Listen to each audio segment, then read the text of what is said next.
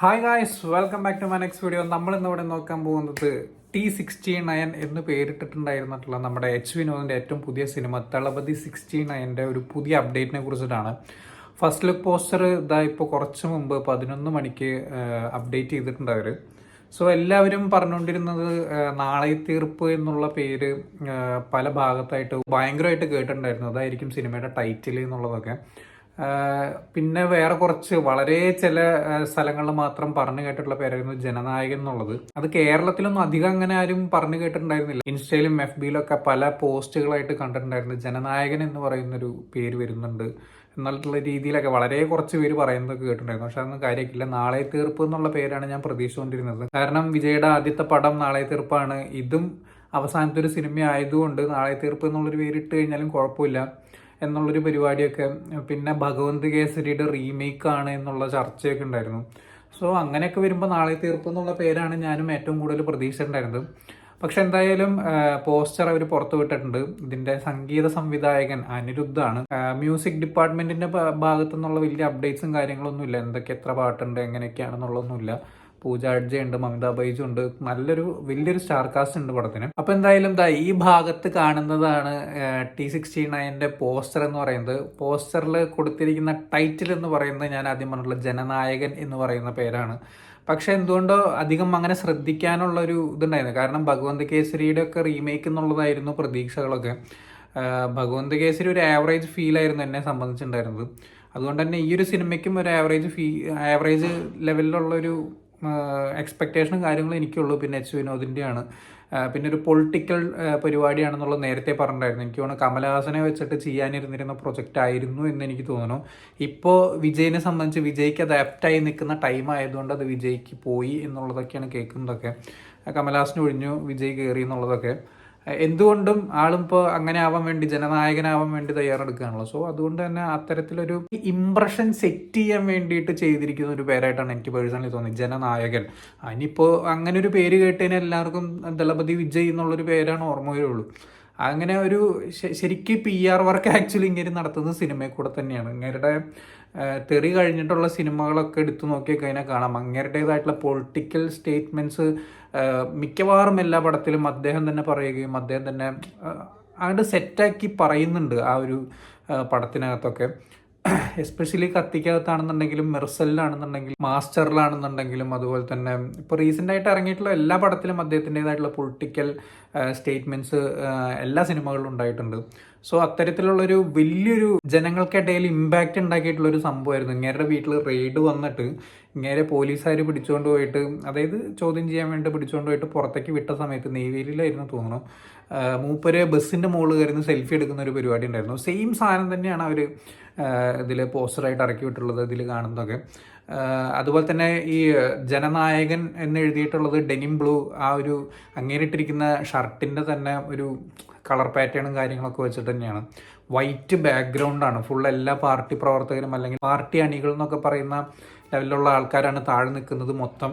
അവർക്ക് മുകളിൽ കയറിയെന്നുകൊണ്ട് ശരിക്കും ഒരു ജനനായകൻ ഒരു ലീഡർ നിൽക്കുന്ന പോലെ തന്നെ ലീഡർ മുൻകൈ എടുത്തൊരു ഫോട്ടോ എടുക്കുന്ന ഒരു പരിപാടി, അങ്ങനത്തെ ഒരു സെറ്റപ്പാണ് ഈ ഒരു പോസ്റ്ററിനകത്ത് പിടിച്ചിരിക്കുന്നത്. അത് തന്നെയായിരിക്കും മിക്കവാറും പടം. അങ്ങേരുടെ പൊളിറ്റിക്കൽ സ്റ്റേറ്റ്മെന്റ്സിന്റെ ആറാട്ടായിരിക്കുന്നതാണ് എനിക്ക് തോന്നുന്നത് ഈ ഒരു പടത്തിനകത്ത്.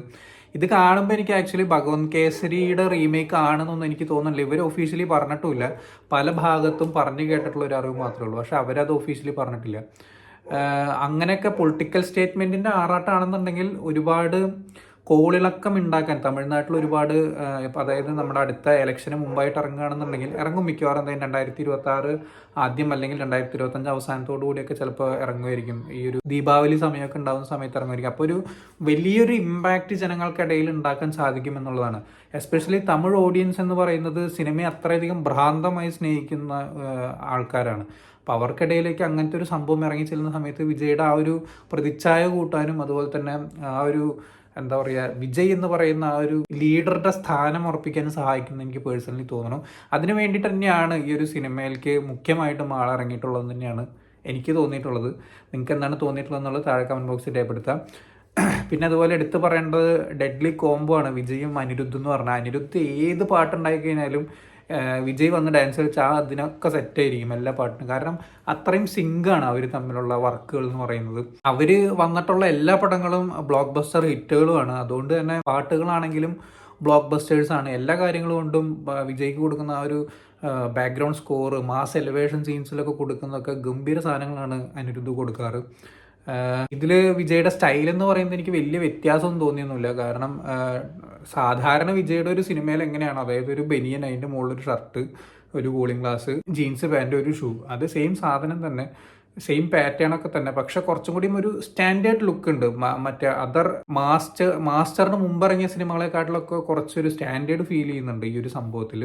പിന്നെ ഒരു നര കൊടുത്തിട്ടൊക്കെ ഉണ്ട് താടിയിൽ, ഒരു നായകൻ എന്നുള്ള, അതായത് കുറച്ച് കാർന്നോര് എന്നുള്ളൊരു നിലയ്ക്ക് ഒരു പരിപാടിയൊക്കെ ഒരു ഫീൽ ചെയ്യുന്നുണ്ട്. കാർന്നോര് എന്ന് പറഞ്ഞു കഴിഞ്ഞാൽ വലിയ കളവെന്നുള്ളതല്ല ഞാൻ പറഞ്ഞത്, ഒരു ലീഡർക്ക് ഉണ്ടാവുന്ന ആ ഒരു പക്വതയൊക്കെ ഉള്ള ഒരു ഫേസ് ഉണ്ടല്ലോ, അങ്ങനെയൊക്കെ തോന്നുന്നു. ഇപ്പം അതായത് ഇപ്പം അങ്ങനെ ഓഫ് സ്ക്രീനിൽ ഒരുപാട് സ്ഥലത്ത് പല സ്പീച്ചുകളും നടത്തിയിട്ടുണ്ടായിരുന്നു. സെയിം ലുക്ക് തന്നെ, അതിൽ മുടി കുറച്ചും കൂടി സ്റ്റൈലിഷ് ആയിട്ട് ചീകി വെച്ച് നല്ലൊരു കട്ട ലുക്കിൽ വന്നിട്ടുണ്ട്. വേഷത്തിൽ വലിയ പ്രത്യേകതകളൊന്നും എനിക്ക് തോന്നിയില്ല. അതും ഈ പറഞ്ഞ നേരത്തെ ജനനായകൻ എഴുതിയിട്ടുള്ള ഡെനിം ബ്ലൂ ആ ഒരു പരിപാടി തന്നെ പിടിച്ചിട്ടുള്ള ഒരു ഷർട്ട്, അതൊക്കെയാണ് അത് തമ്മിലുള്ള ഒരു സാദൃശ്യത എന്ന് പറയുന്നത്. പിന്നെ KVN പ്രൊഡക്ഷനാണ്. KVN പ്രൊഡക്ഷൻ അത്യാവശ്യം നല്ല രീതിക്ക് പടങ്ങൾ എടുക്കുന്ന ടീമുകളാണ്. അപ്പം എന്തായാലും നല്ല രീതിക്ക് തന്നെ വരും തന്നെയാണ് എൻ്റെ ഒരു പ്രതീക്ഷ. പിന്നെ ഒന്നാമത്തെ കാര്യം, ഈ പടത്തിന് അത്യാവശ്യം നല്ല രീതിയിൽ ബഡ്ജറ്റ് ഇറക്കേണ്ടി വരും. കാരണം എന്താണെന്ന് വെച്ച് കഴിഞ്ഞാൽ, ഒന്നാമത് വിജയുടെ ഈ ഒരു ലാസ്റ്റ് സമയത്തുള്ള പടം എന്ന നിലയ്ക്ക് അവരെന്തായാലും വൈഡായിട്ടുള്ള റിലീസ് ഉണ്ടാവും. അതുപോലെ തന്നെ എല്ലാ ഭാഗത്തേക്കും ആൾക്കാരിൽ എത്തിക്കണം എന്നുള്ളൊരു തോന്നൽ മൂപ്പർക്കുണ്ടാവും. അപ്പോൾ എന്തായാലും വൈഡായിട്ടുള്ള റിലീസ്, വൈഡായിട്ടുള്ള ക്യാൻവാസിലായിരിക്കും വരിക പടം. പിന്നെ ഒന്നാമത്തെ കാര്യം, പാർട്ടി അല്ലെങ്കിൽ എന്താ പറയുക, പൊളിറ്റിക്കൽ പടം ആകുമ്പോൾ ഒരുപാട് ജനങ്ങളെ കാണിക്കണം പടത്തിനകത്ത്. എല്ലാ സീനിലും ഒരുപാട് ആൾക്കാരുണ്ടാവും. സോ അതുകൊണ്ട് തന്നെ ജൂനിയർ ആർട്ടിസ്റ്റിൻ്റെ ഒരു പെരുമഴ തന്നെ ഉണ്ടാവുമെന്നാണ് എൻ്റെ ഒരു ഊഹം. അപ്പം എന്തായാലും നല്ലൊരു കാശ് പൊട്ടാൻ സാധ്യതയുണ്ട്. പിന്നെ സെറ്റൊക്കെ ഇടുന്നത് പടത്തിൻ്റെ കഥയുടെ ഡെപ്തിനനുസരിച്ചിട്ടൊക്കെ ഇരിക്കും. എങ്ങനെയാണ് അവർ ആ ഒരു സംഭവം ഏത് ക്യാൻവാസിലാണ് പിടിക്കാൻ പോകുന്നത്, എത്തരത്തിലാണ് അവർ മോൾഡ് ചെയ്തെടുക്കുന്നത് എന്നുള്ളതിനൊക്കെ അനുസരിച്ചിരിക്കും. അതിപ്പോൾ നമുക്ക് പറയാൻ വയ്യ, പടം ഇറങ്ങുമ്പോൾ തന്നെ നമുക്കറിയുള്ളൂ. പിന്നെ എച്ച് വിനോദാണ് അത്യാവശ്യം വലിയ കുഴപ്പമില്ലാത്ത രീതിയിൽ മേക്ക് ചെയ്യുന്ന ആളാണ്.